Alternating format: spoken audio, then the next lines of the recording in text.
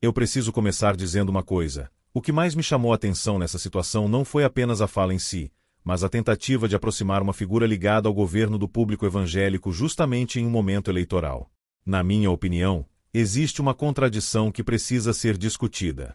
Eu vejo uma mensagem cuidadosamente construída para apresentar uma relação de proximidade entre o governo Lula e os evangélicos. E é exatamente aí que, para mim, começa a questão principal. Será que essa aproximação realmente representa uma mudança de postura ou é apenas uma estratégia política? Eu acompanhei a declaração em que Janja aparece falando sobre a importância das igrejas evangélicas e sobre o papel que elas exercem na sociedade. Ela afirma que participou de encontros com mulheres evangélicas em diferentes partes do Brasil e relata ter sido recebida de maneira muito afetuosa. Ela também destaca, em seu discurso, o trabalho de acolhimento e promoção da cidadania realizado por essas mulheres. Eu entendo o argumento apresentado. As igrejas realmente ocupam um espaço importante na vida de milhões de brasileiros, oferecendo comunidade, apoio e um ambiente de convivência.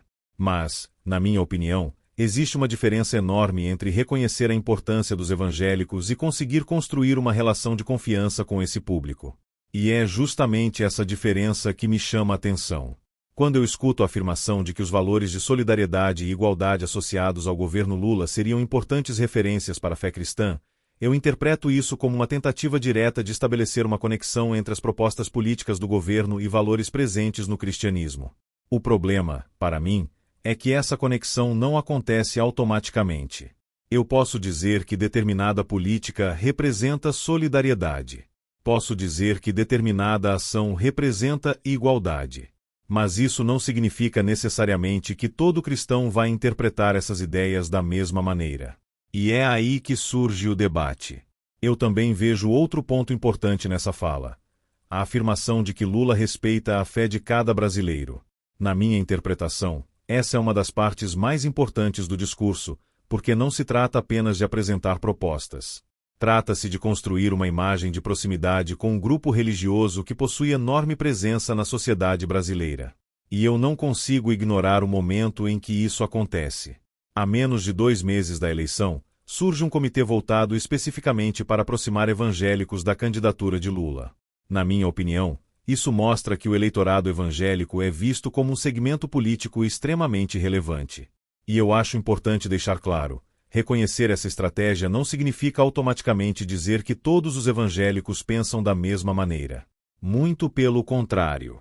Existem evangélicos com posições políticas diferentes, interpretações diferentes da Bíblia e visões completamente diferentes sobre o papel da religião na política. Por isso, quando eu vejo alguém afirmando que um determinado candidato representa ou não representa os valores cristãos, eu acho que precisamos tomar cuidado. Essa é uma interpretação política, e não uma verdade absoluta. Outro ponto apresentado é a afirmação de que Lula teria criado o Dia dos Evangélicos e o Dia Nacional da Marcha para Jesus. Eu considero importante olhar para essa afirmação com atenção. Na minha interpretação, existe uma diferença entre criar diretamente uma iniciativa e sancionar uma proposta que passou pelo Congresso. São coisas diferentes, e essa distinção muda a maneira como eu avalio a afirmação. Também é mencionado o reconhecimento da música gospel como manifestação cultural e outras ações relacionadas à liberdade religiosa. Tudo isso é apresentado como evidência de respeito à fé cristã. Mas, para mim, existe uma pergunta que continua sem resposta. Essas ações são suficientes para construir confiança entre o governo e os evangélicos? Na minha opinião, essa é a verdadeira questão. Porque confiança não é construída apenas com discursos. Confiança é construída por meio de ações, posicionamentos e coerência ao longo do tempo. E é justamente por isso que eu entendo a reação tão forte de quem discorda desse discurso. Quando alguém possui uma determinada percepção sobre o posicionamento de Lula ou de pessoas próximas a ele em relação à religião, ouvir uma declaração afirmando uma profunda proximidade com os valores cristãos pode parecer contraditório. Eu interpreto essa reação como resultado de uma diferença entre a imagem que está sendo apresentada e a imagem que parte do público já possui. E isso ajuda a explicar por que uma fala aparentemente conciliadora pode gerar uma reação tão intensa. Também aparece no debate a questão da relação entre política e religião. Eu considero esse um assunto extremamente delicado. Na minha opinião, Nenhum político deveria presumir que todos os cristãos necessariamente votarão de determinada maneira apenas porque compartilham uma mesma fé. Ser cristão não significa automaticamente pertencer a um lado político. Da mesma forma, discordar de um candidato não significa que alguém esteja deixando de ser cristão. Eu vejo essa discussão como muito mais complexa do que simplesmente colocar dois grupos em lados opostos. Existe ainda uma crítica muito forte à ideia de apoiar politicamente alguém cujas posições são consideradas incompatíveis com determinados valores religiosos. Eu entendo essa preocupação. Ao mesmo tempo, na minha interpretação, cada eleitor precisa fazer sua própria avaliação sobre quais questões considera mais importantes. Uma pessoa pode priorizar economia. Outra pode priorizar segurança. Outra pode considerar aborto uma questão fundamental. Outra pode colocar liberdade religiosa no centro da sua decisão. Outra pode entender que combate à pobreza é a prioridade. E é exatamente por isso que eu não acredito que exista uma fórmula única capaz de determinar como todo cristão deveria pensar politicamente.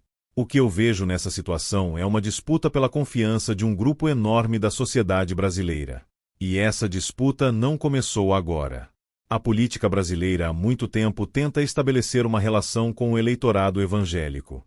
O que mudou, na minha opinião, é a intensidade dessa aproximação. Quando eu observo a criação de um comitê específico para evangélicos, eu interpreto isso como uma demonstração clara de que esse eleitorado possui importância estratégica. E existe uma razão óbvia para isso. Milhões de brasileiros fazem parte de comunidades evangélicas. Portanto, conquistar a confiança desse público pode representar uma diferença significativa em uma eleição. Mas existe um problema. Na minha opinião, nenhum discurso consegue apagar instantaneamente anos de desconfiança. Se uma pessoa já possui uma visão negativa sobre determinado político, ouvir um discurso dizendo que esse político respeita profundamente sua fé não necessariamente muda sua opinião. Pode acontecer exatamente o contrário. A pessoa pode interpretar isso como oportunismo eleitoral. E é justamente essa reação que eu considero mais interessante nessa história.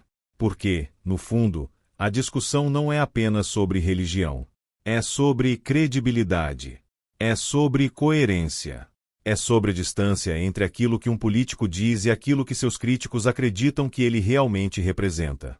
Eu vejo essa situação como mais um exemplo de como a política brasileira tenta disputar não apenas votos, mas também narrativas. De um lado, existe a tentativa de apresentar uma imagem de proximidade, respeito e diálogo com os evangélicos. Do outro, existe uma parcela do público que interpreta essa aproximação com desconfiança.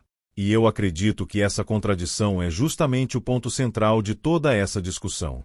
Porque, no final das contas, não basta alguém dizer que respeita determinada comunidade. É preciso convencer essa comunidade de que esse respeito é verdadeiro. E convencer alguém que já desconfia de você é muito mais difícil do que simplesmente fazer um discurso. Na minha opinião, é exatamente isso que está acontecendo agora. Eu não vejo essa situação apenas como uma questão de Lula e os evangélicos. Eu vejo como uma disputa muito maior pela confiança de uma parcela extremamente importante da sociedade brasileira. E, quando uma eleição se aproxima, essa disputa tende a ficar ainda mais intensa. Por isso, eu acredito que o mais importante é observar não apenas o que os políticos dizem, mas também como cada eleitor interpreta essas declarações e compara essas palavras com aquilo que acredita ter acontecido ao longo dos anos. No fim, a decisão política pertence a cada indivíduo. E, para mim, é justamente essa liberdade de analisar, questionar e discordar que torna esse debate tão importante.